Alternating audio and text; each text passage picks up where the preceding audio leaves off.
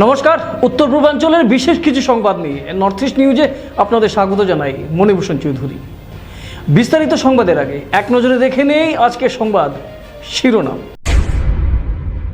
পারিজাত restaurant কাম spa সম্পূর্ণভাবে হলো seal. Doctor JP দাসের শিলচর হাফলং জাতীয় সড়কের পাশে থাকা বহুচর্চিত ব্যবসায়িক প্রতিষ্ঠানে জেলা প্রশাসনের পড়ল মোহর। শিলচর শহর উন্নয়ন থেকে বঞ্চিত বলে অভিযোগ প্রাক্তন কংগ্রেসের জেলা সভাপতি অভিজিৎ পালের। মাদক মুক্ত সমাজ গঠনের বার্তা নিয়ে শিলচরে পালিত হলো আন্তর্জাতিক মাদকদ্রব্য অপব্যবহার ও অবৈধ পাচার বিরোধী দিবস। ব্যতিক্রম এডুকেশন কনক্লেভে শিক্ষা, দক্ষতা ও ভবিষ্যৎ কর্মসংস্থান নিয়ে হলো মত বিনিময়।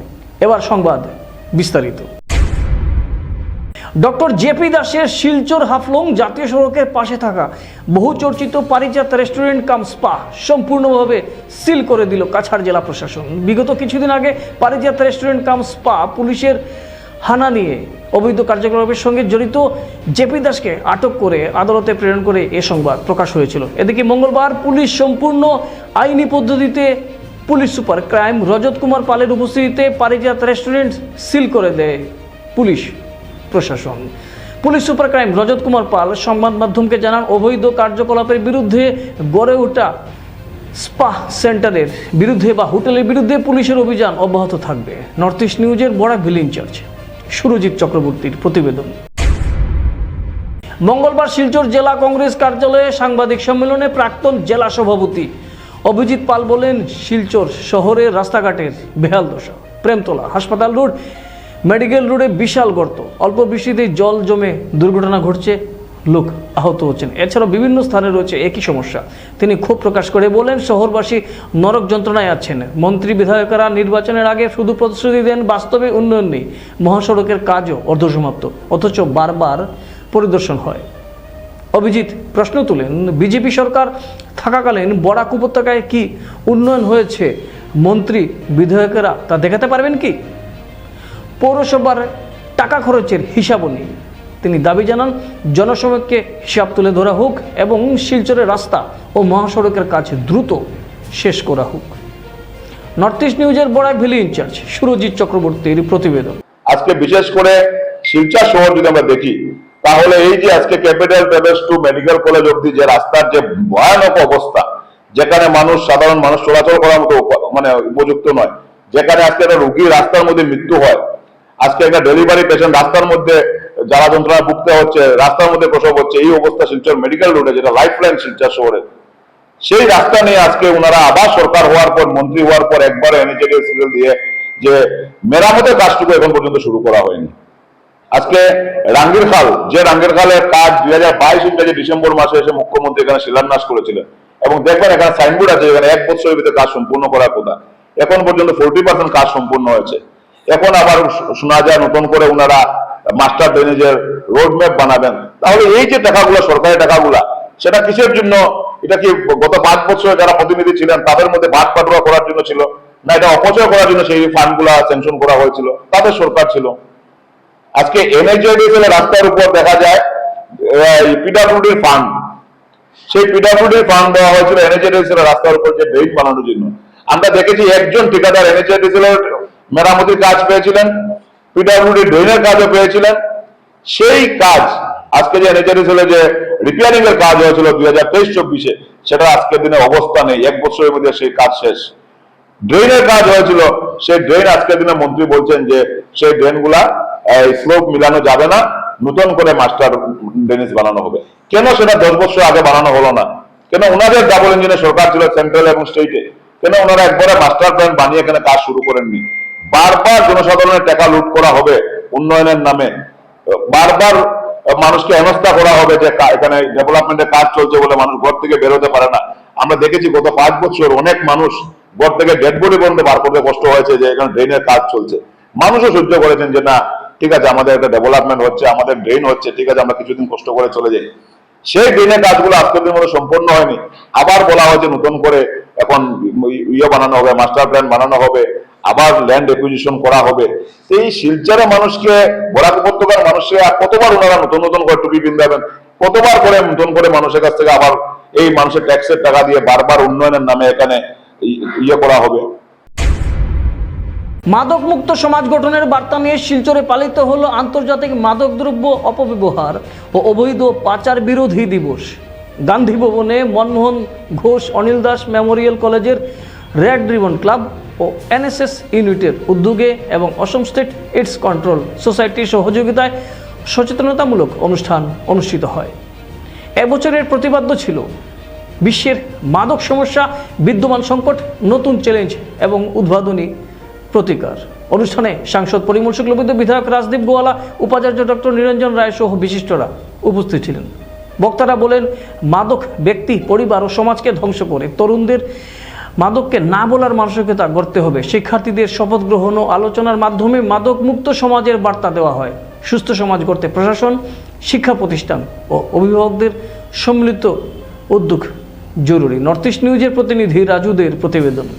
যে সমস্ত ভারতবর্ষে বা বিশেষ করে আসামে যে ড্রাগস বা এইচআইভির উপরে বিভিন্ন ধরনের এমন একটা সিচুয়েশন চলছে, সেইটাকে কিভাবে আপনার একদম আপনার ডিক্রিজ করা যায় বা মিনিমাইজ করা যায়, সেটার জন্য সরকার বিভিন্ন পদক্ষেপ নিয়েছে। সেই পদক্ষেপের মধ্যে হচ্ছে কি এটা একটা পদক্ষেপ। আমরা সবাই জানি যে 26শে June international drug abuse day, আপনার ট্রাফিকিং 2026 ছিল, এবং আসামে 10টা ডিস্ট্রিক্টে এই অনুষ্ঠান বা এই কর্মসূচিগুলা বা আসাম সরকার হাতে নিয়েছে। তার মধ্যে কাছাড়ে হচ্ছে, এবং কাছাড়ে 26 জুন থেকে শুরু হয়েছে। আজকে অর্থাৎ 30শে জুন সেটার ভ্যালিডিক্টরি বা যেটাকে আমরা বলতে পারি ক্লোজিং সেরিমনি অনুষ্ঠান অনুষ্ঠিত হচ্ছে শিলচর গান্ধী ভবনে। এখন কথা হতে পারে যে আমরা কি করলাম।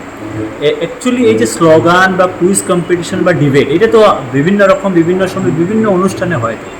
এই যে স্লোগান বা ডিবেট বা সেই কুইজ কম্পিটিশন, সেটার থিমও ছিল কিন্তু ড্রাগস বা এইচআইভি এইডসের উপরে, এবং সেটার মাধ্যমে বা পোস্টার মেকিংয়ের মাধ্যমে যাতে আমরা সমাজকে একটা বার্তা দিতে চাই যে এই যে বিষয়গুলো, যে এই যে ড্রাগস বা এইচআইভি এইডস, এইগুলা যাতে কীভাবে মানে একদম কমিয়ে আনা যায়। এবং আজকের যুব প্রজন্মরা যদি সচেতন হয়, তাহলে আগামী প্রজন্মরা কী হতে পারবে, সচেতন হতে পারবে। এবং এই যে প্রোগ্রামটা totally supported by the ministry of youth affairs, government of Assam, যেটাকে আমরা যদি এটার সহযোগী যদি সংগঠন বলি Assam state AIDS control society, সেটা কাছাড়ে হচ্ছে, নগাঁও, হোজাই, বিভিন্ন ডিস্ট্রিক্টে হচ্ছে। শিলচর মহিলা কলেজের প্রেক্ষাগৃহে মঙ্গলবার ব্যতিক্রম এডুকেশন কনক্লেভ অনুষ্ঠিত হয়, যেখানে শিক্ষাবিদ, প্রশাসনিক কর্মকর্তা, শিল্প বিশেষজ্ঞ ও ছাত্রছাত্রীরা শিক্ষা, দক্ষতা উন্নয়ন ও ভবিষ্যৎ কর্মসংস্থানের সম্ভাবনা নিয়ে আলোচনা করেন।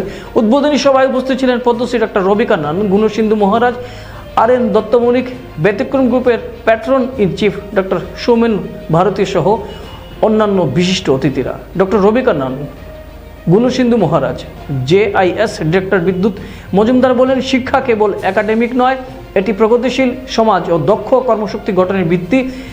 NEP 2020-এর আলোকে দক্ষতা উন্নয়ন ও প্রযুক্তি নির্ভর শিক্ষার প্রয়োজনীয়তার উপর গুরুত্ব আরোপ করেন তারা। কনক্লেভে বিতর্ক, ওয়ার্কশপ ও ক্যারিয়ার গাইডেন্স সেশন অনুষ্ঠিত হয়, যা শিক্ষার্থীদের আত্মবিশ্বাস ও কর্মসামর্থ্য বাড়াতে সহায়ক হবে। অংশগ্রহণকারীরা এ মন্তব্য করেন। নর্থ ইস্ট নিউজের বরাকবিল ইনচার্জ সুরজিৎ চক্রবর্তীর প্রতিবেদন। প্রত্যেকে নিজেদের মনের মধ্যে সংকল্প নিতে হবে। আমরা যে কোনো বিভাগে কাজ করি না কেন, যে কোনো বিভাগ নিয়ে পড়াশোনা করি না কেন, প্রত্যেক বিভাগেই যেন আমরা দক্ষ হতে পারি। আমাদের মধ্যে যেন কম্পিটিশন মনের মধ্যে সেটা জাগে, অর্থাৎ আমরা প্রত্যেকেই ফার্স্ট হব, সেই মানসিকতা নিয়েই আমাদেরকে তৈরি হতে হবে। 10 জন ছেলে যদি দৌড় প্রতিযোগিতা শুরু হয়, প্রত্যেকেই চায় ফার্স্ট হতে, কিন্তু তার মধ্যে একজন ফার্স্ট হবে আর একজন 10 নম্বর হবে। তাই ছাত্রছাত্রীদের মধ্যে সেই ভাবটা রাখতে হবে যে আমরা স্বস্ব বিভাগে, সে ডাক্তারের বিভাগ হোক, কারিগরি বিদ্যা, অন্যান্য ইঞ্জিনিয়ারিং বিভাগ হোক, কারিগরি বিদ্যায় হোক, বা অন্য যে কোনো সঙ্গীত হোক, খেলাধুলার মাঠে হোক, প্রত্যেক বিভাগে যেন আমরা, আর সেইখানে যখনই আমরা কোনো বিভাগে থেকে শুরু করে যেদিন আমরা ABCD কিংবা যাদের কাছ থেকে আমরা বিন্দুমাত্র জ্ঞান লাভ, টিচারদেরকে বলতাম গুরুজি প্রণাম। যদিও এই স্থানটা এখন অধিকার করে নিয়েছে good morning sir, good evening sir, good afternoon sir, কিন্তু গুরুজি প্রণাম লাভ করতে পারি। আর সঙ্গে সঙ্গে আমাদেরকে মনে রাখতে লাগবে আমরা যারা সেই পুঁথিগত বিদ্যা অর্জন করে সেই বিদ্যা শিক্ষিত সমাজের উন্নত স্তরে পৌঁছে গিয়েছি, তারা যেন আমরা প্রকৃত মানুষ হই, আমরা যেন নৈতিক বলে চরিত্র বলে যেন আমরা বলিয়ান হতে পারি। নাম জেআইএস গ্রুপ। আমাদের এই প্রতিষ্ঠানের মধ্যে 39টা কলেজ আছে এবং প্রায় 50,000-এর বেশি ছাত্রছাত্রী, তাদেরকে আমরা পড়াই, তাদেরকে চাকরি জোগাড় করে দেওয়া পর্যন্ত আমাদের দায়িত্ব। পরবর্তীকালে তারা যখন অ্যালামনি হয়ে যান তাদেরকে দেখভাল এবং তাদের সঙ্গে সারা বিশ্বে আমাদের ইনস্টিটিউটের যোগাযোগ বা মেলবন্ধন তৈরি করা, এটা আমাদের রেগুলার কাজ। এখন আমি এখানে এসে দেখছি দুটো জিনিস, একটা হচ্ছে খুব ভিড় আর একটা খুব গরম, দুটোই একসঙ্গে রয়েছে। তো এই ভিড়কে এবং গরমকে সামনে আমি দু একটা কথা বলবো। প্রথম কথা হচ্ছে আমি জিজ্ঞেস করবো তোমাদের মধ্যে কারা আছে যারা 12-এর ছাত্র? 12-এর ছাত্র কেউ আছো? আচ্ছা। আর কারা আছে যারা 11-এর ছাত্র? 11 অনেক। আচ্ছা, 11-এর ছাত্র প্রচুর আছে, না আমি এখান থেকেই শুরু করছি যে যারা আজকে 11-এ পড়ছো বা 10-এ পড়ছো, তারা নিশ্চয়ই রোজ রাত্রিরে বাড়িতে ভাবো বা দিনে বাড়িতে ভাবো আমি এরপর কী করি, কোথায় যাব। আমি পড়াশুনো করছি যেটা নিয়ে, সেটাকে কি করে আমি একটা ভালো জায়গায় নিয়ে যাব। ভালো জায়গা বলতে আমি কি করে একটা সুখী জীবনযাপন করবো আমার এই পড়াশুনোর পরে, এটাই তো, হ্যাঁ কি না? এটাই আমরা চিন্তা করি।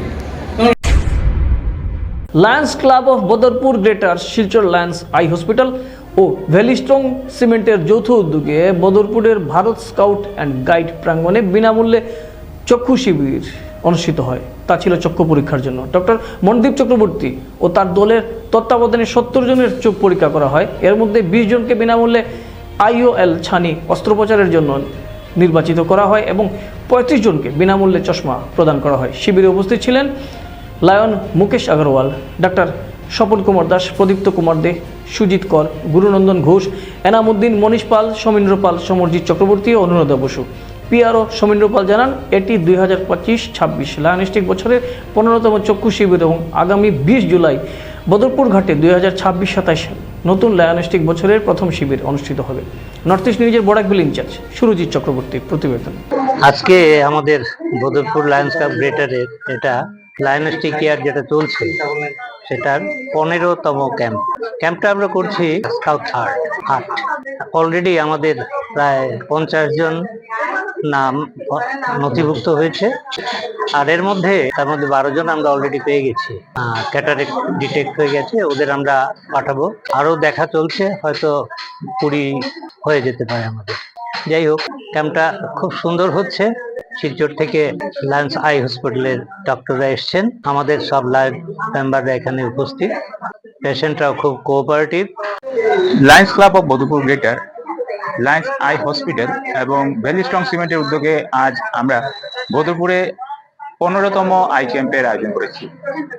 এটা লায়নিস্টিক বছর 2025-26-এর এটা আমাদের 15তম আই ক্যাম্প। এবছর আমরা প্রায় 1000-এর অধিক অসহায় রোগীদের চোখের পরীক্ষা করিয়েছি একদম বিনামূল্যে। তাছাড়া যাদের চোখের সমস্যা ছিল, চশমা প্রদান করা হয়েছে একদম বিনামূল্যে। আজকের এই শিবিরে উপস্থিত ছিলেন লায়ন্স ক্লাব অফ বদরপুর গ্রেটারের সভাপতি তথা ভ্যালিস্ট্রং এর CEO মুকেশ কুমার আগরওয়াল মহাশয়, উপস্থিত ছিলেন ডক্টর স্বপন কুমার দাস মহাশয়, সুজিত কর মহাশয়, লায়ন প্রদীপ্ত কুমার দে মহাশয়, ফার্স্ট ভাইস প্রেসিডেন্ট এনামুদ্দিন মহাশয় সহ লায়ন্স ক্লাবের বিভিন্ন কর্মকর্তারা উপস্থিত ছিলেন। লায়ন আই হসপিটালেরও টেকনিশিয়ান, চিকিৎসকরা। আমরা প্রত্যেক বছরই এ ধরনের চক্ষু শিবিরের আয়োজন করে থাকি। এটা আমাদের এই যে 25-26 বছরে এটা সবচেয়ে বেশি আমরা চক্ষু শিবিরের আয়োজন করেছি। এটার মূল নেতৃত্ব দেন প্রদীপ্ত কুমার দে মহাশয় এবং সুজিত কর মহাশয়, এবং আমার সঙ্গে দাঁড়িয়ে রয়েছেন lion first vice president Enamuddin মহাশয়। 15তম ক্যাম্প চলতেছে স্কাউট অ্যান্ড গাইড ভেন্যুতে।